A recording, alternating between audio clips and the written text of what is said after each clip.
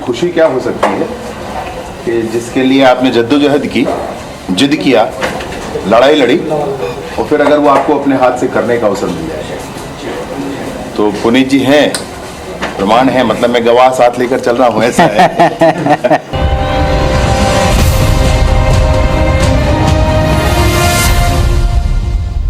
प्रदेश के गृह मंत्री आज हमारे अतिथि बनकर के यहाँ आए हमारे न्यूज रूम में। मैं चाहता हूँ हम लोग एक बार वार्म वेलकम करते हैं उनका।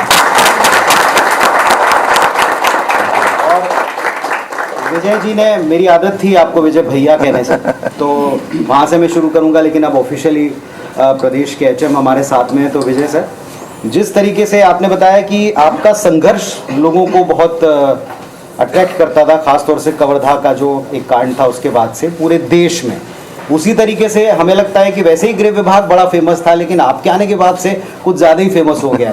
ऐसा तो नहीं है कि आपको कुछ ज़्यादा ही जिम्मेदारी दे दी? अभी रवि सर का जो सवाल था कि 1 साल अब हो गया, लेकिन आपको क्या लगता है, आपका एक्सपीरियंस क्या कहता है? चुनौतियों में मज़ा आ रहा है? क्योंकि आपको मैंने पहले चुनौतियों में मज़ा ढूंढते देखा है, लगे रहते देखा, तो अभी मज़ा आ रहा है या ऐसा लग रहा है कि कुछ ज़्यादा ही आक्षेप झेलना पड़ रहे हैं? जैसे आपने भी बताया कि एक हवा सी चल पड़ी, ऐसा लगता है जैसे प्रदेश में लॉ एंड ऑर्डर इतना खराब है कि संभवतः यहाँ रहना मुश्किल है। आप क्या मानते हैं?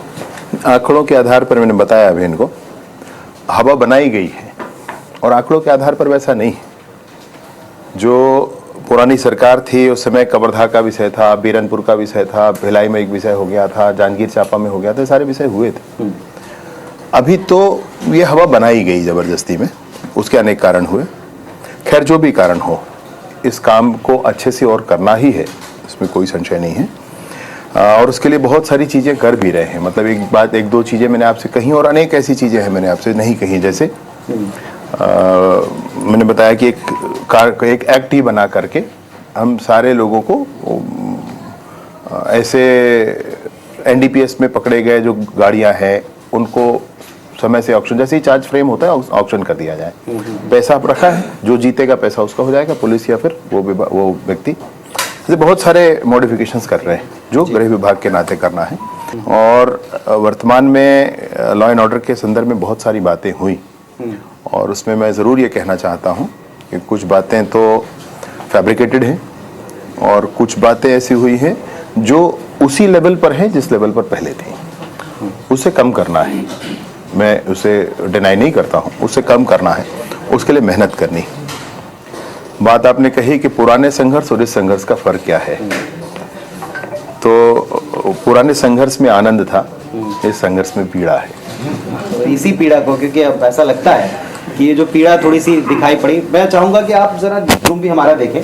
देखिए पीछे आपके ढेर सारे मॉनिटर लगे हैं और ये वो जगह है न्यूज़ रूम की जिसे हम कह सकते हैं कि सेंटर ऑफ एनी चैनल, जहाँ से हम पूरा प्रदेश, देश, दुनिया सब कुछ देखते हैं। यहाँ आने वाली हर एक फीड से देश विदेश की हम शुरुआत करते हैं। हमारे अपने चैनल, हमारे अपने साझेदार चैनल, संघर्ष जिनसे हमारा भी जारी रहता है टीआरपी को लेकर या प्रतिस्पर्धा रहती है, वे सारे चैनल और राष्ट्रीय अंतर्राष्ट्रीय हर खबर पर हमारी नज़र रहती है।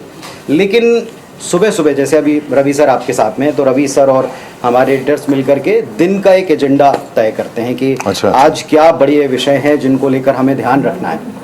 तो इसी तरीके से विजय जी का कुछ एजेंडा हमने शुरुआत में संघर्ष के दिनों में देखा था। हमने देखा था कि विजय जी ने कुछ मुद्दे तय किए थे प्रदेश को लेकर के, फिर सरकार बनी, फिर आपके पास ऐसी चीज़ें आती चली गई कि उनको संभालना ज़रूरी था।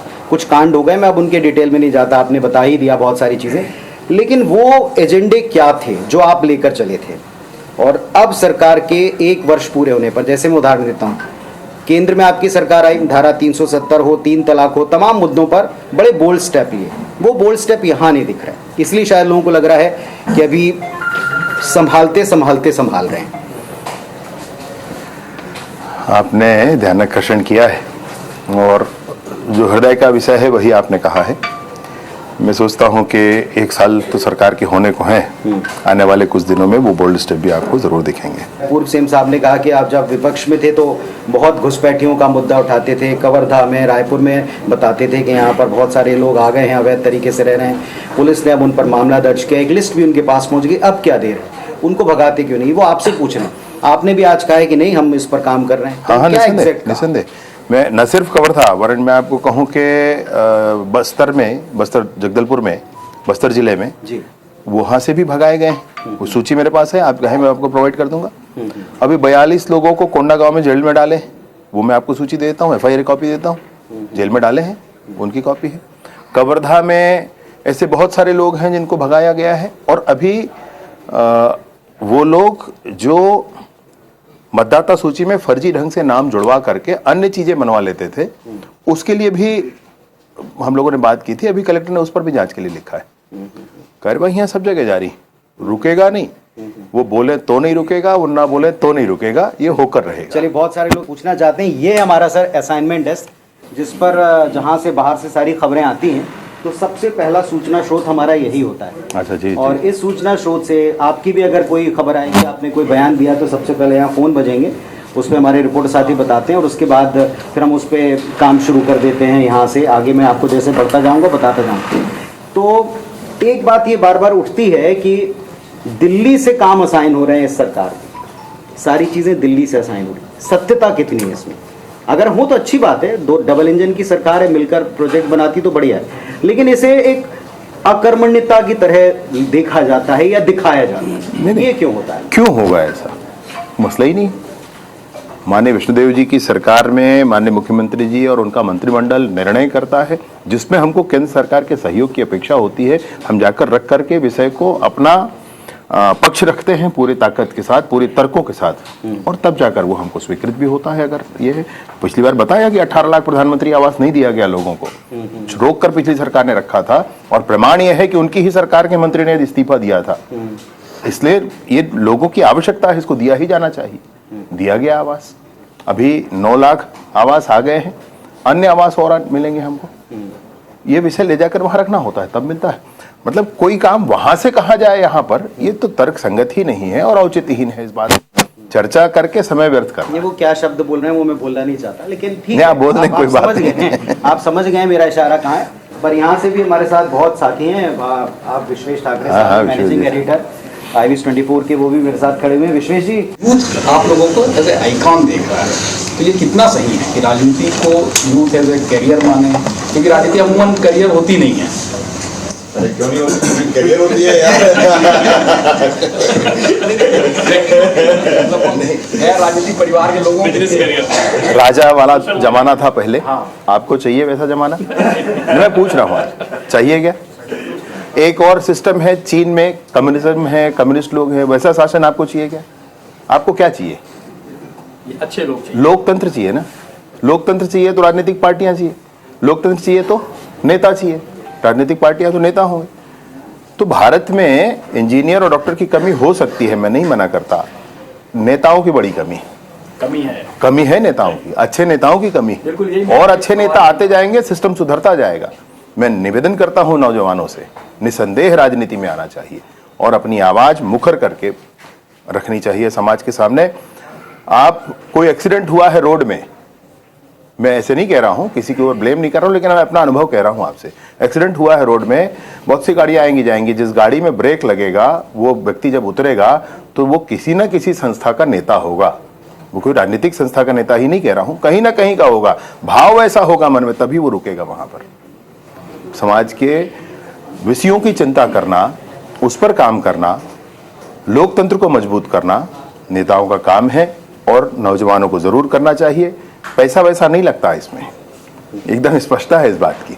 पैसा नहीं, हमारे जैसा आदमी अगर जीत कर आ गया तो फिर नहीं लगता। पैसे से नहीं होती है राजनीति, होती ही नहीं है। कोई सोचे कि बड़े गाड़ी में घूमूंगा तब नेता बनूंगा, या बड़ा वाला माला पहनूंगा, या सर्किट हाउस में बैठकर चाय पीऊंगा, या होर्डिंग में मेरा फोटो छपेगा नेता बनूंगा, तो गलत है, एकदम गलत है। इसको थोड़ा सुधार सकते हैं। पैसा तो लगता है, लेकिन सिर्फ पैसे वाला नहीं जीतता, ऐसा हम कह सकते हैं। पैसा तो लगता है चुनाव में, क्योंकि साल दर साल बजट बढ़ता है। सुनिए, मैं आपसे ये कह रहा हूँ, आप शुरुआत करने के लिए आपको कुछ चीज की जरूरत नहीं, सिर्फ जुनून चाहिए, परिवारवाद, सिर्फ मन चाहिए। परिवारवाद बाद में वो हो जाता है, वो हो जाता है। जो आपको व्यवस्था चाहिए, आपको बाद में गाड़ी मिल जाएगी भाई, जिसपे आप बैठकर दौरा करोगे, लेकिन आप पहले गाड़ी मिलेगी तब दौरा करोगे, ये सब मत सोचिए।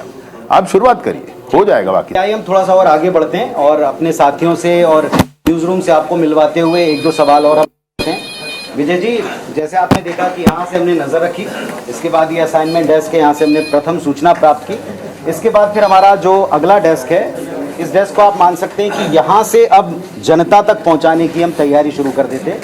यहाँ से हम किस रूप में उसे आप तक पहुँचाना है ये तय करते हैं। ये हमारा मुख्य जो डेस्क है, जिसे हम कह सकते हैं आउटपुट की तरफ ये मामला जाता है इनपुट से, और फिर यहाँ से सारे सूचनाएं जाती हैं दर्शकों तक पहुंचने के लिए। प्राइमरी तौर पर ये हमारे बीपी यहाँ बैठते हैं, मतलब बुलेटिन प्रोड्यूसर यहाँ बैठते हैं। अच्छा। और यहाँ बैठ करके जैसे आप जो यंग साथी देख रहे हैं, देखिए कौन से सॉफ्टवेयर पर काम करते हैं? ये पुलिस कंट्रोल है,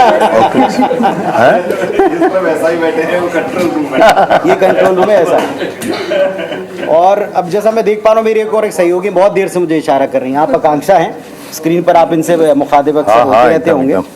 सर, नक्सलवाद हमेशा से ही छत्तीसगढ़ के लिए बहुत बड़ा और गंभीर विषय रहा है, और ऐसे में ऐसे राज्य का गृह मंत्री होना, कहना गलत नहीं होगा कि कांटों का ताज है, और आपको भी काफी लंबा अरसा हो गया गृह मंत्री का पद संभाली। तो कभी आपने ये महसूस किया हो जब नक्सली हमला हो जाता है या हमारे जवान शहीद होते हैं कि हाँ वाकई यही कांटों का ताज मैंने पहन लिया है?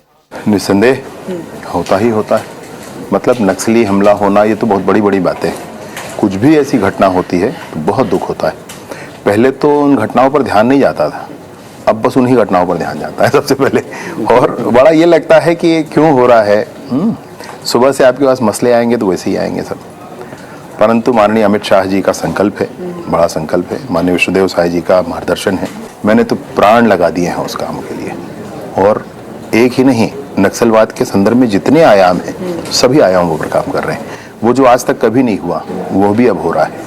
नक्सलवाद से पीड़ित लोग कॉन्स्टिट्यूशन क्लब ऑफ इंडिया में जाकर प्रेस कॉन्फ्रेंस किए, राष्ट्रपति जी से मुलाकात किए, अमित शाह जी से मुलाकात किए, जेएनयू में जाकर के नारे लगे हैं कि नक्सलवाद की चिता जलेगी जेएनयू की धरती में और माओवाद की खबर खुदेगी। सबने देखा ये हुआ है। और इसके साथ साथ और दूसरे काम हो रहे हैं, अनेक संस्थाओं के माध्यम से काम हो रहे हैं। तो मैं ये सोचता हूँ कि आप जितना लगन से काम करेंगे आपके जीवन की संतुष्टि होगी, बस उसी संतुष्टि के लिए कर रहे हैं। और सर, जब गृह मंत्री आए थे तो उन्होंने आपकी तारीफ की भरे मंच में कि अच्छा काम कर रहे हैं आप, लेकिन पर्दे के पीछे कुछ गड़बड़ी वगैरह हो तो कुछ डांट फटकार या फिर कड़े निर्देश देकर के गए, क्योंकि वो भी जानना चाहते हैं कि पर्दे के पीछे क्या बात है। कभी डांट वाट भी पड़ती है, अच्छी अच्छी चीजें जो हम बताते बस वही होता है। मैंने अमित शाह है ना, लौह पुरुष है, उनको डांटने तक की जरूरत नहीं है भाई, डांटने में क्या होगा भगवान जाने। मतलब उन्होंने कभी कह दिया एक बार ना, तो वो बिल्कुल स्मरण हो जाता है। लगातार उस पर काम करते हैं, पूरा परफॉर्मेंस ऐसा होता है, पूरी कोशिश होती है कि वो हो जाए, ऐसा करते हैं। अभी तक तो वो सिचुएशन नहीं आया, कभी किसी दिन डांट दिया तो आपको याद करूंगा। चलिए सर, बहुत शुभकामनाएं कि जो टारगेट सेट 2026 तक कि नक्सलवाद से हमें पूरी तरह से रिहाई मिल जाएगी, तो उसके लिए शुभकामनाएं। जी जी, थैंक यू। अब देखिए आप साहब, विजय जी, जो आप देखते हैं राजनीति में दो विंग है, एक लेफ्ट विंग एक राइट विंग, तो वैसा वाला एग्जैक्टली तो नहीं है, लेकिन हमारे लेफ्ट में जितने साथी खड़े हैं सब वीडियो एडिटर्स हैं। यहाँ पर सारे आपके पूरे प्रदेश से, देश भर से, कई बार दुनिया के अलग अलग हिस्सों से आई हुई तस्वीरों को हम वीडियो एडिट करते हैं ताकि वो परफेक्शन के साथ जा पाएँ, जैसे आप चाहते हैं कि आपकी हर योजना परफेक्शन से जनता तक पहुँचे। और ये पूरी एडिटोरियल साथियों की एक लंबी चौड़ी टीम है, जिसमें यहाँ से जो भी फॉर्मेट तय होता है खबरों का, वो इन साथियों को अलॉट होता है। ये स्पेशल डेस्क है, उसके पीछे छत्तीसगढ़ी हमर बानी हमर गोट, जहाँ से आप देखते हैं, जो यहाँ भी एक इतिहास है कि पूरे देश में पहली बार अगर कोई छत्तीसगढ़ी का बुलेटिन गया तो हमारे हिस्से में आती है वो चीज़। और सबसे पहले अगर हमने कोई डिबेट शो शुरू किया तो वो भी हमारे हिस्से में जाता है। मेरी साथी हैं रचना नितेश, जिनको आप देखते हैं छत्तीसगढ़ी डिबेट। जी जी जी, बिल्कुल हमर गोट करती हूँ मैं, और पंचायती हमारा डिबेट शो है। लेकिन एक विडम्बना ही कहूँगी इसे कि हमें पंचायती में हर दूसरे या तीसरे दिन अपराध या आपराधिक घटनाओं पर पंचायती करनी पड़ती है, डिबेट करनी पड़ती है, ताकि जनता के जो सवाल हैं हम उनका भी जवाब दे पाएं। लगातार आपराधिक घटनाएं प्रदेश में बढ़ती जा रही हैं, और उससे भी बड़ी चिंता का विषय ये है कि नाबालिग जो हैं वो जघन्य अपराधों में उनकी संलिप्तता देखी जा रही। क्या आप इसे प्रदेश के लिए बड़ी चुनौती मानते हैं? समाज के लिए, प्रदेश के लिए निसंदेह बड़ी चुनौती है। मैं आपसे कहना चाहता हूँ, शुरू में भी कहा, आंकड़े आप देखेंगे, आंकड़ों में फर्क नहीं है ज़्यादा, शिगुफा ऐसा बनाया गया, हवा बनाई गई। खैर कोई बात नहीं, एक भी है तो उतनी ही चिंता का विषय है, ये मैं जरूर मानता हूँ। मैंने आज ही आपके यहाँ अन्य वरिष्ठ जनों से आग्रह किया है कि 1 घंटे का सकारात्मक समाचार का भी आप समय रखें, बहुत सारे लोगों को अवसर मिलेगा उसमें। तो 1 घंटे का वो भी समाचार होगा तो अच्छा होगा। विजय जी, तो एक पंचायती वो भी हो सकती है। बिल्कुल सकारात्मक चीज़ों पे भी करेंगे सर, लेकिन पहले अगर कुछ वक्त पहले की हम बात करें तो हमें छत्तीसगढ़ में रात को 12 बजे भी, क्योंकि मैं 3 से 12 में भी कई बार रही हूँ, 12, 1, 2 बजे तक मैं अपने घर गई हूँ अपनी 2 व्हीलर से, मुझे कभी डर नहीं लगा। लेकिन अब घर वालों को थोड़ी चिंता होती, क्योंकि जिस तरह से अब ग्राफ बढ़ता जा रहा है, जिस तरह से महिला अत्याचार भी हो रहे हैं, तो लोगों को थोड़ी चिंता होती है, घर वालों को थोड़ी चिंता होती है। तो छत्तीसगढ़ की महिलाओं के लिए, और हमारे ऑफिस में भी बहुत सारा फीमेल स्टाफ है जो रात 12 बजे तक काम करता है, उनके लिए हमारे गृह मंत्री कुछ कहना चाहेंगे कि हम सेफ हैं? आपके मन में ये चिंता आ गई तो ये मेरे लिए चिंता का विषय है, मैं जरूर इस पर और काम करूंगा। और जो आप बात कह रहे हैं विजय जी, धुड़मा रास अभी पुरस्कृत भी हुआ है और वहाँ बहुत अच्छा काम हो रहा है, तो हमने उस पर भी एक स्पेशल स्टोरी की। मेरे सहयोगी यहाँ पर विशाल श्रीवास्तव, वो भी गए थे। अच्छा। उन्होंने वहाँ देखा, उसे डिटेल में आधे घंटे दर्शकों तक पहुँचाया कि कितना बेहतर वहाँ की यूथ ने काम किया। हर घर के यूथ ने वहाँ पर एक ऐसा टूरिस्ट प्लेस डेवलप किया है जो अपने आप में इतना अद्भुत है कि सारी दुनिया के 20 जगहों में से एक वो सेलेक्ट हुआ है। तो ऐसा है कि हम पॉजिटिव स्टोरी चलाते हैं, लेकिन जैसा भी रवि सर बता ही रहे थे कि हम जाहिर तौर पर इस पर भी काम करेंगे जो अभी आपकी मंशा है। अब जैसा विभिन्न क्षेत्रों में आप देखते हैं कि कई बार आपके कुछ साल को या साल के अंत को लेकर एक विशेष प्लानिंग होगी, इसी तरीके से ये हमारा वो डेस्क है जिसमें हम मूलतः प्लानिंग के साथ काम करते हैं। ये हमारा विशेष डेस्क है, स्पेशल डेस्क है, और इस स्पेशल डेस्क पर भी कुछ सवाल लेकर हमारी साथी तैयार है। जैसे मेरी एक और सहयोगी है, वो आपसे कुछ पूछना चाहती है। सवाल धर्मांतरण से जुड़ा हुआ है, क्योंकि सर हम देखते आ रहे हैं कि जब पिछले 5 साल की बात करें, भूपेश बघेल सरकार की बात करें, अभी की बात करें, धर्मांतरण की खबरें हम लगातार पढ़ते ही आ रहे हैं। चाहे बस्तर की बात करें, अभी रिसेंटली हमने 2-3 जगह से धर्मांतरण की खबरें पढ़ी, जाकर लाइव वीडियो भी सामने आया था। इस सब किस तरीके से देखते हैं और इसे दूर करने के लिए सरकार क्या कर रही है? धर्मांतरण तो एक ऐसा विषय है जिसको हर हाल में समाप्त होना चाहिए। व्यक्ति अपनी इच्छा से और सारे प्रावधानों के अंतर्गत करना चाहे तो एक अलग बात है। बहला कर, डरा कर, फुसला कर, लालच देकर, झांसे में रखकर जो धर्मांतरण किया जाता है वो बिल्कुल गलत है। उसका हम पूरा विरोध करते हैं और किया भी जाएगा। नई सरकार, माननीय विष्णुदेव जी की सरकार बनने के बाद धर्मांतरण के विषयों के लिए बहुत स्पष्ट कहा गया है थानों में भी कि सारे के सारे प्रकरण दर्ज किए जाएं। पहले नहीं होते थे दर्ज, ये अभी कोई प्रकरण नहीं छोड़ना, दर्ज किए जाएं, उस पर कार्यवाही की जाए। अभी जो प्रकरण आ रहे हैं वो उभर कर सामने आ रहे हैं और उन पर कार्यवाहियां भी हो रही हैं। पहले तो बढ़ावा ही था, धर्मांतरण के विषय को बढ़ावा ही दिया जा रहा था। अब आपसे ये ज़रूर मैं कहना चाहूँगा कि धर्मांतरण का कोई विषय, जैसे आप बस्तर के गाँव में जब देखेंगे तो वो व्यक्ति अपने संस्कृति से दूर हो जाता है। भाई मैं कहता हूँ कि मैं बस्तर का मुरिया आदिवासी हूँ, तो मैं कैसे हूँ? तो मैं ऐसे मेरे जन्म के संस्कार हैं, ऐसे मेरे शादी के संस्कार हैं, ऐसे मेरे मृत्यु के संस्कार हैं, ऐसे मेरे अन्य संस्कार हैं, अन्य परंपराएं। उन सबको छोड़कर जब मैं जाता हूँ तब मैं धर्मांतरित होता हूँ। सब कुछ छूट गया, मेरा स्थानीय सब छूट गया। मैं कहीं 7 समंदर पार किसी को मानने लगा। ये धर्मांतरण मतलब तो उसको उसकी जड़ों से खत्म करने वाला विषय है, इसलिए चिंता का विषय है। चलिए, हम भी उम्मीद करते हैं कि आगे हम इस तरह की खबरें ज्यादा ना पढ़ पाए, धर्मांतरण प्रदेश से हट जाए। विजय जी, आपकी तो बड़ी लंबी चिंता फिक्र इस पर रही है, आपका लंबा संघर्ष रहा है सनातनियों के प्रति, धर्म के प्रति, जो कुछ भी यहाँ पहले प्रश्रय चलता रहा। एक छोटी सी पीड़ा या आप कह लें हमारे मन की, या एक मन का एक सवाल आप कह लें, धर्मांतरण पर अब बस्तर के गांव में, सरगुजा के गांव में ना वर्ग संघर्ष की स्थिति हो रही है। 2 वर्ग आमने सामने आकर लड़ रहे हैं, टकरा रहे हैं, और दोनों के दोनों अपने। उनके लिए आप किसको जिम्मेदार मानते हैं? क्योंकि जब ये बात आती है तो फिर घूम फिर कर आपके ऊपर आता है कि आप लोग इस पर क्यों एक्शन लेते हैं। इतने धर्मांतरण पिछले कांग्रेस की सरकार में 5 वर्षों में हुए हैं कि वहाँ वो स्थिति बन गई। आज बस्तर के गाँव में भी वर्ग संघर्ष मतलब अंतिम संस्कार के लिए संघर्ष हो रहे हैं, और ये संघर्ष जितने हो रहे हैं, ये निसंदेह पुरानी जो सरकार थी, कांग्रेस की सरकार थी, गजब का धर्मांतरण उसमें हुआ। इसके कारण वहाँ स्थितियाँ उत्पन्न हुई हैं। आज उन स्थितियों से निपटा भी जाएगा। चिंता हमारी क्यों होती है? मैं आपको बताता हूँ, चिंता इसलिए होती है कि जब हमने एक बार मसीह समुदाय के प्रतिनिधियों को बिठाया और उनसे बातचीत की, तो वो कहते हैं कि साहब धर्मांतरण होता है और होता रहा है, आगे भी होगा। अगर अवैध तरीके से हो रहा है, अगर बलात् हो रहा है, तो आप इसे सिद्ध करके दिखाएं। और जब बात सिद्ध करने की आती है तो लोग कहते हैं कि हमने तो स्वेच्छा से किया है, और वही 2 वर्ग मिलकर वहाँ संघर्ष करें। तो इसका कोई हल आपके जहन में है, कोई प्लानिंग है कि इसको हम ऐसे ठीक कर सकते हैं? वर्तमान प्रावधानों के आधार पर ही मैं अभी आपसे कहूँ, नए प्रावधान कुछ और आएंगे, भविष्य के वो गर्भ में हमेशा है। कड़े कानून की बात कहते हैं, आप कड़ा कानून बनाइए। वो भविष्य के गर्भ में है। वर्तमान प्रावधानों के आधार पर भी आपसे कहूँ तो अवैध है ये धर्मांतरण जो हो रहे हैं, ऐसे नहीं होता कोई है। रिकॉर्ड नहीं है। कोई ना रिकॉर्ड है, ना कोई इसमें उन्होंने एप्लीकेशन दिया है, ना कुछ किया है। सेल्फ डिक्लेरेशन से ही वो कह रहे हैं कि अब धर्मांतरण हो गया। और धर्मांतरण हो गया तो जब दूसरे धर्म के हो गए तो उस धर्म की परंपराओं के आधार पर जब आपको होगा तो फिर वो डिलिस्टिंग वगैरह सबकी बात उसमें आगे जुड़ती है। तो वो होना चाहिए, फिर उसको भी मानना चाहिए। तो वो नहीं मानना है, जहां तक अधिकार है वहां तक हम इधर हैं, बाकी समय के लिए हम उधर हैं। इस तरह की चीजें गलत आपको है। लगता है कि कड़े कानूनों की जरूरत है? मध्य प्रदेश ने एक स्टेप लिया था, निसंदेह लगता है। कुछ नया कड़े कानूनों की मुझे आवश्यकता निसंदेह है। लगता है। अनेक राज्यों के कानूनों का अध्ययन भी किए हैं, उत्तराखंड का किए हैं, मध्य प्रदेश का किए हैं, असम का भी किए हैं, और मैं सोचता हूं कि हम लोग भी शीघ्र ही पर उसे एक माननीय बड़ा वर्ग असंवैधानिक करार देता है। वो कहता है कि ये असंवैधानिक। नहीं, मैं क्यों असंवैधानिक हो जाएगा? संविधान के दायरे में ही बनाया हुआ कानून असंवैधानिक हो जाएगा? क्यों भला? अगर असंवैधानिक है तो सुप्रीम कोर्ट बता देगा असंवैधानिक है। ठीक है। मसला ये है कि जो कुछ हो रहा है उसमें तो आपको अपने समाज को तो संभालना पड़ेगा। जिस ढंग से केंद्र में गृह मंत्री अमित शाह है, उसी ढंग से छत्तीसगढ़ में आपको लोग देखते हैं। मैं आपसे कहना ये चाहता हूँ कि आपसे और मेरे और आपकी बातों में जो भी है, परंतु जो सत्य है, जो सही है, जो समाज के लिए उचित है, उसको तो ताकत से बोलना पड़ेगा ना। क्यों ना बोला जाए?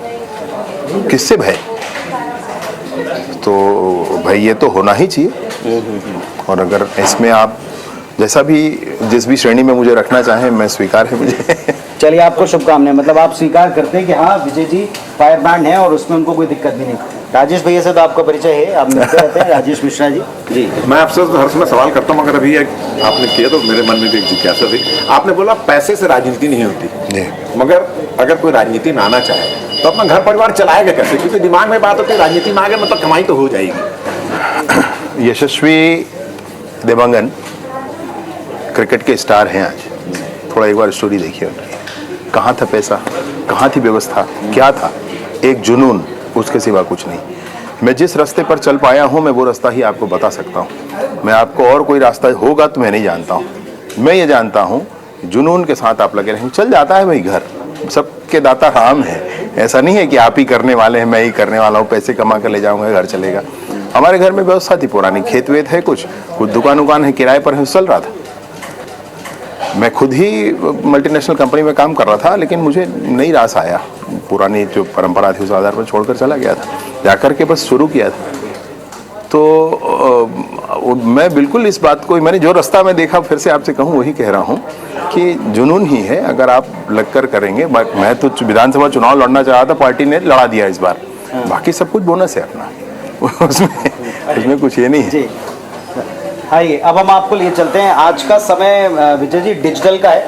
आप भी मानते हैं कि जितना टेलीविजन लोग देखना कम कर रहे हैं, उतना ही मोबाइल के ऊपर अपना वक्त ज़्यादा बिता रहे हैं। और यहाँ ये रवि सर का चेम्बर है, अच्छा। जहाँ से हमारी सरकार, हम कह सकते हैं, यहाँ बैठ कर के हम द बिग पिक्चर करते हैं, जिसको आप रोज देखते हैं, जिसमें हम देश की राजनीति पर, प्रदेश की राजनीति का जो सबसे बड़ा मुद्दा है उस पर थोड़ा सा डिस्कशन करते हैं। संभवतः आपने नहीं देखा हो तो हम जरूर आपको लिंक भेजेंगे, आपको देखना हो। जरूर जरूर जरूर। और ये सर हमारे जो डिजिटल IBIS24 का जो IBIS24.in है, अच्छा। यहाँ पर आप हैं।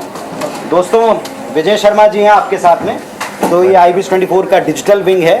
ये हमारे सारे एकदम यंग साथी हैं जो बड़े ही कम वक्त में बड़ी तेजी से हर एक मोबाइल के ऊपर हर खबर को, तस्वीर को पहुंचा देते हैं। और अच्छा। इनसे हम लोगों को थोड़ा सा कई बार बड़ा कंपटीशन मिलता है कि हम दिन में बहुत मेहनत करते हैं आधे घंटे के बुलेटिन के लिए, और आधे घंटे में जाने कितनी सारी न्यूज़ ही कितनी दूर तक पहुंचा देते हैं। तो कॉम्प्लीमेंट भी और अच्छी बात है। तो एक बार हम विजय जी का यहाँ भी स्वागत करते हैं। तो आई एम श्योर कि यहाँ आपके पास में भी ढेर सारे सवाल हैं, पर वक्त बहुत हो गया है, थोड़ा सा। नमस्कार सर, आप डिजिटल टीम को हेड करते हैं। अच्छा अच्छा अच्छा। एक सवाल है। क्या शुभ नाम आपका? शाहनवाज नाम है सर। शाहनवाज। आप जो इंस्टाग्राम और ट्विटर पे जो रिट्वीट करते हैं वो सब यहीं से होता है। IBC का जो भी कंटेंट। एक सवाल है सर, जो मैं समझता हूँ कि यहाँ पे यंग बच्चे हैं और मैं भी उस दौर से गुजरा हूँ। यहाँ पे रोजगार की बड़ी कमी है सर। जैसे टेक्निकल एजुकेशन लेने के बाद MBA करने के बाद यहाँ पे अवसर नहीं मिलते हैं, तो बाहर जाना पड़ता है। इसके पहले भी जितनी भी सरकारें रही सब ने कहा कि भाई, जैसे रमन सिंह की 15 साल रही, जोगी जी की थी, फिर इसके पहले बघेल साहब की थी, फिर अब आपकी है। रोजगार वैसे निकल कर नहीं आ रहे हैं सर, तो इसके लिए आप लोगों का क्या प्लान है? क्योंकि वो अगर होगा तो सर समाज अपने आप भी सुधरेगा, इनकम बढ़ती है लोगों की, तो जो हम घटनाएं सुनते हैं वो भी कम होती है, तो बेसिकली आदमी काम धाम में लगेगा तो चीज़ें भी बढ़िया होंगी, और ये आप ही कर सकते हैं। इस वजह से सर बड़ी उम्मीद से युवाओं ने आप लोगों को चुना है, तो इसके ऊपर प्लान, क्योंकि मैं आपका अभी स्टार्टअप का बात सुन रहा था, वहाँ पर स्टार्टअप सर सब नहीं करेंगे, एक लिमिटेड लोग करेंगे, वो भी बहुत हाई IQ वाले लोग करते हैं। तो जो कॉमन बच्चे हैं, जो BA पास हैं, जो BCom हैं, या जो नॉर्मल PG कर रहे हैं, उनके लिए आप लोगों ने क्या सोचा हुआ है, और धरातल पे कब तक देखने को मिलेगा? धरातल में अभी 10 महीने हुए हैं सरकार को, और 4-5 महीने तो आप छोड़ दो, शेष महीनों में भी काफ़ी चिंता करके माननीय विष्णुदेव साय जी ने पूरी ये कोशिश की है, और आने वाले समय में अधिक इंडस्ट्रीज यहाँ पर आएँ, इसके लिए भी कोशिश कर रहे हैं। IT पार्क एक अच्छा सा हमारा काफी समय से नया रायपुर में नाउ इससे अभी हो गया है, कुछ कंपनी आ गई हैं। आप एक काम करें, नए रायपुर में रात को घूमने जाएं एक बार, तो एक बिल्डिंग है जिस पर वो लगा हुआ है, लाइटिंग लगी हुई है, वो झालर वाली लाइट क्या कहते हैं उसको? हाँ, इलेक्ट्रिक लाइट। हाँ, वो LED लाइट लगी हुई है, आपको दूर से दिखेगा, वो वही भवन है जहाँ पर शुरुआत हो रही है। तो बहुत सारी कंपनियां उस दिशा में भी आ रही हैं, और मैंने गैर पारंपरिक ऊर्जा स्रोतों के अंतर्गत भी बहुत सारे काम हो रहे हैं। मैं सोचता हूँ कि कुल मिला करके देखिए, बेरोजगारी बहुत बड़ी बात है, बहुत बड़ी समस्या, और उस बहुत बड़ी समस्या को मैं बहुत बड़ा कुछ कहना बहुत गलत है, सब कुछ खत्म हो जाएगा, लेकिन बहुत कुछ हल होगा, ये बात भी सच है, ये भी हम लोग करेंगे। इस सरकार के आने के बाद मैं अपने विभाग की बात करूं तो 950 SI की भर्तियां हम लोगों ने की, जी बिल्कुल, 350 और निकाली, अभी 5900 कांस्टेबल की भर्तियां निकाल कर बैठे हैं।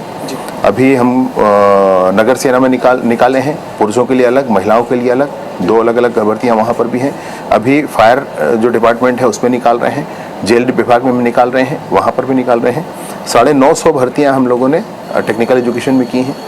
ये सारी भर्तियां अभी इस 10 महीने के अंतर्गत की हुई हैं, तो उम्मीद करें आगे भी क्यों नहीं। एक छोटी सी बात मैं इसमें ऐड करता हूँ कि अभी हमने बहुत सारी डिबेट की थी, जब SI अभ्यर्थी बैठे हुए थे, तो कई बार हमने उनके संघर्ष की तस्वीरें दिखाई। आपका उसमें जो जेस्चर था वो उनको ही नहीं बल्कि पूरे प्रदेश को बड़ा अपील किया, ऐसा लगा कि पहली बार कोई गृह मंत्री हैं, कोई नेता हैं जिनको उनकी पीड़ा समझ में आई। रोड से आपने उनको घर के भीतर बुलाया, बिठाया, 2 बार आश्वासन दिया, फाइनली वो हो गया।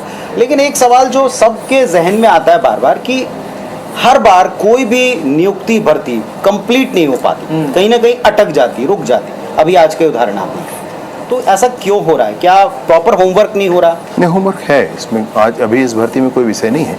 इस भर्ती में तो कांस्टेबल की भर्ती में 7.5 लाख एग्जाम दे रहे हैं। हाँ जी, 7.5 लाख हो। अभी एक बालक को पीड़ा हुई, माननीय न्यायालय ने उस पीड़ा की भी चिंता की है, बहुत बड़ी बात है। हम भी न्यायालय में जाकर निवेदन करेंगे कि उनका एग्जाम लिया जाएगा, बाकी सबका होने दिया जाए, और जल्दी ही ठीक हो जाएगा मुझे लगता है। जी, राहुल सौमित्र मेरे सहयोगी आ गए हैं। जब आप शुरुआत कर रहे थे तो वो नीचे बुलेटिन में चले गए थे। हम सब की बातें थे, जैसे आप व्यस्त हो गए हैं। मैं छोटे 1-2 पर्सनल सवाल जरूर पूछूंगा आपसे, हल्के फुल्के, लेकिन उसके पहले राहुल आई एम श्योर के आपसे कुछ पूछना चाहते हैं, और अभी बुलेटिन से आए हैं। ये तो हो गया। अब लाखों छात्रों की बात आपने कर दी, अभ्यर्थियों की बात कर दी, चलिए अच्छी बात है। आपने कहा भाई ऐसा कोई काम नहीं होगा जिससे अटके भटके ना कोई भर्ती हो, भाई सीधे हम फॉर्म भरें और आप जाइए, सेलेक्ट हो जाइए। ये आपका अच्छा लगा, आप छात्रों के बीच में बड़े लोकप्रिय भी हैं। आपके देश के गृह मंत्री बड़ी तारीफ करते हैं, मैं देखा हूँ कई मंचों पर। उनका एक टारगेट भी है कि 2026 तक नक्सलवाद खत्म कर दिया जाएगा, और जब से आपको गृह मंत्री का जिम्मा मिला है आप युद्ध स्तर पर उस पर काम भी कर रहे हैं। एक टास्क वो है, और दूसरा टास्क है लॉ एंड ऑर्डर को बनाए रखना। तो कहीं इसमें कुछ मामला गड़बड़ तो नहीं हो रहा है? अब देखिए कई घटनाएं आ गई, आप सूरजपुर देख लीजिए, और लोहारी डी हो गई। शायद राहुल कहना चाह रहे हैं कि एक तरफ ज्यादा ध्यान नक्सलवाद की तरफ फोकस्ड हो गए हैं, तो इसमें कोई आपको ऐसा ये क्रिएट कर रहा है, कहीं कोई कनेक्शन है, या ये संगठित अपराध है? ये मैं बता रहा हूँ, सूरजपुर की घटना में कांग्रेस के नेता जिम्मेवार हैं, पकड़े गए हैं, आपको ध्यान है? वो क्या NSUI वगैरह के अध्यक्ष हैं और उपाध्यक्ष हैं और सचिव वचिव हैं, सब लोग हैं, पकड़े गए। बलौदा बाजार की घटना में कांग्रेस के नेता जेल में, कवर्धा की घटना में कांग्रेस के नेताओं ने कभी उसको शांत नहीं होने दिया, ठीक नहीं होने दिया, बच्चों के पीछे भी खड़े होकर के राजनीति की। पिछले 5 साल में पुलिस ने क्या काम किया है, क्या पुलिस की स्थिति रही है, आप ध्यान करके देख लें एक बार। आने वाले इस 10 महीने में वही पुलिस तो है, वही सब कुछ तो है, व्यवस्था ठीक होने में थोड़ा समय जरूर लगेगा। फिर भी आपसे एक बात कहूं मैं, आंकड़ों के आधार पर ज्यादा कुछ नहीं हुआ है, शिगुफा फैलाया गया है, मिला करके बताया गया है, चीजों को हवा उठाया गया है। आंकड़ों के आधार पर बताएं आप क्या हुआ है। तो पिछली बार भी सदन में मुझसे पूछा गया था, विपक्ष के नेता ने मुझसे कहा था कि हमारी सरकार का कोई भी 6 महीना निकालिए और आपकी सरकार का 6 महीना निकालिए। मैंने जनवरी से जून 2021, 22 और 23 के आंकड़े और इस सरकार के, आपने माकूल जवाब दिया था, बराबर है, और वही बात आज भी है। क्या फर्क आ गया है, क्या फर्क आ गया है? आप अभी आंकड़ों के आधार पर अभी भी देख लें भैया, पिछले 2 साल पार्टी के लोग जो है, एक फर्क मैं आपको बताता हूँ, एक फर्क जो बताया जाता है और उठाया भी गया, वो फर्क ये है, वो कहते हैं कि 24 साल के प्रदेश में पहली बार कोई कलेक्ट्रेट फूंका गया। हालांकि उसमें हर बार ये कहा जाता है साहब कि ऐसा कभी नहीं हुआ, ऐसा कभी नहीं। दूसरा, एक गांव के भीतर लोग उद्वेलित हुए, माहौल बनाया, एक व्यक्ति को जिंदा जला दिया, एक पूरा परिवार जल जाता अगर आपकी पुलिस अलर्ट ना होती। हमने उसकी भरपूर प्रशंसा की। अगर आपने उस वक्त देखा हो तो बहुत ही सेंसिटिव ये टॉपिक था। इस पर हमने बताया कि अगर पुलिस वहाँ वक्त पर ना पहुँचती तो ये पूरे परिवार का जिंदा जल जाने जैसी घटना हो सकती थी, उसको बचाया। लेकिन अगर ये साजिश है तो क्या हमारा तंत्र काम नहीं कर रहा, हमको ढंग से इन्फॉर्म नहीं कर पा रहा, हम पकड़ नहीं पा रहे, वक्त से पहले साजिश नहीं पकड़ पा रहे। लोहारेड्डी का विषय मैं बिल्कुल नहीं कह रहा हूँ कि कोई साजिश है, किसी ने साजिश करके। मैं तो जान रहा हूँ उस गांव को, मेरे विधानसभा क्षेत्र का गांव है, मैं उस गांव में 100 बार गया हूँ, अभी भी सबसे परिचय, संपर्क सब कुछ है। उस गांव में वो लड़ाई पुरानी थी, सब जानते थे। वो पहली हत्या हो गई, उस हत्या के तुरंत बाद घर जल गया, दूसरी हत्या हो गई, फिर तीसरी एक और मृत्यु हो गई। अब इन सारी बातों के बीच में आप मसला उठाएं वहां तक ठीक है, लेकिन ऐसे मसले उठाएं, ऐसा करें वो गांव शांत ही ना हो पाए, ये परिस्थितियां उत्पन्न की गई और बार बार की गई, एक बार 2 बार नहीं हुई। पूर्व मुख्यमंत्री जी 4 बार गए, ठीक है जाए वो, लेकिन मैं पूछना चाहता हूं कि बीरनपुर में क्यों नहीं गए थे वो। मैं पूछना चाहता हूं कि जब कवर्धा में जो घटना हुई थी उस पर क्यों नहीं गए थे वो। उन्हीं के जिले दुर्ग में जब वो लड़के को मार दिया गया था हिंदुस्तान जिंदाबाद कहने पर, तो वहां क्यों नहीं गए थे वो। आके जा भी रहे हैं तो छोटे बच्चे को भड़काने के लिए, जिसको भड़का करके वो बयान दिलवाए विजय शर्मा के खिलाफ, मेरे खिलाफ कर लो आप, मुझे दिक्कत नहीं है, लेकिन उस बच्चे को उस गांव में रहना है, कल कुछ हुआ तो कौन जिम्मेदार होगा। मैं पूछूंगा उनसे इस बात को। एक और चुभती हुई बात जो ना सबको बड़ी अंदर से कचोटती है, चुभती है, कि इन सारे प्रकरणों में हर बार गृह विभाग को फ्रेम कर दिया जाता है, गृह मंत्रालय को फ्रेम कर दिया जाता है। आपको भी बात चुभती होगी, और भी 2, 4, 5 ऐसे प्रकरण हुए हैं जो बताए कि पहली बार ये सारी चीजें हुई, तो ये पर्सनली आपको कितना आहत करता है। मैंने तो पहले बताया कि पुराने संघर्ष में आनंद था, इस संघर्ष में पीड़ा है। और एक आखिरी सवाल विजय जी, ये नक्सलवाद सिर्फ किताबों में रह जाए, बस नक्सलवाद और नक्सली 2026 तक का टारगेट दिया, इसके लिए क्या करना है? नहीं, नक्सलवाद किताबों में भी ना रहे। किताबों में ना रहे, ये बहुत बढ़िया बात आपने कही। नहीं, किताबों में रहेगा तो ये भी रहेगा ना कि किसने खत्म किया, कब खत्म किया, ये सारी बातें भी उसमें हो तो उस पे काम हो रहा है पूरी तरीके से, उस पर पूरी तरीके से काम हो रहा है। मैं सोचता हूं कि उचित समय में नियंत्रण की पूरी स्थिति होगी। चलिए, अब एक दो जब हम चल ही रहे हैं आगे, तो बताइए वक्त मिल पाता विजय जी को पहले जैसे 10 महीनों में क्या क्या बदल गया पर्सनली? समय बहुत कम हो जाता है, बहुत कम हो जाता है, और घर परिवार के लिए समय तो मतलब अभी 2-3 दिन हुआ है कि मैं थोड़ा फ्री हूँ, क्योंकि कहीं कार्यक्रम नहीं दिया, कुछ नहीं किया, और कवर्धा के दौरे के बाद वापस आया हूँ, झारखंड के दौरे के बाद वापस आया हूँ। अभी 2-3 दिन से समय है, अन्यथा बहुत मुश्किल हो जाता है। चलिए, आपकी मुलाकात भी बड़ी थोड़ी सी देर हो गई, लेकिन फिर भी आपने पूरी बेबाकी के साथ में बातचीत की है। मैं खुद ही कितने दिनों से सोच रहा था कि पुनीत भैया से कब मुलाकात होगी। तो साथियों, विजय शर्मा जी से हमने लंबी चर्चा कर ली अपना न्यूज़ रूम दिखाते दिखाते, और पर्सनली उन्होंने बताया कि 10 महीनों में पहली बार ऐसा हुआ है कि उनको अपनों की याद तो हमेशा रही है, लेकिन वो उनके पास पहुंच पाए। अभी मेरे से कह रहे थे मैं कब से तेरे से मिलना चाह रहा था, तो बहुत अच्छी बात है। आपसे कहा मैंने। नहीं, आप कह सकते हैं। तो मैं ये कहूँगा कि आपने इतनी सहजता से अपनी बात रखी, और यही सहजता आपको कार्यकर्ताओं से भी पहले जोड़ती थी, और अब हम उम्मीद करते हैं, चैलेंजेस तो हैं साहब विजय जी, बहुत सारे चैलेंजेस हैं और जैसे आप संघर्षों से उनको अब तक पार पाते आए, हम सबकी शुभकामनाएं कि आप उसको आगे भी ऐसे ही पार पाएं। और प्रदेश का नाम पूरे देश में 26 में नक्सलवाद खात्मे से लेकर सबसे बेहतर कानून व्यवस्था में गिना जाए, कम से कम प्रदेशवासी के नाते इच्छा हमारी है। जोरदार तालियां। बहुत सारा धन्यवाद। Thank you very much. Thanks to all of you.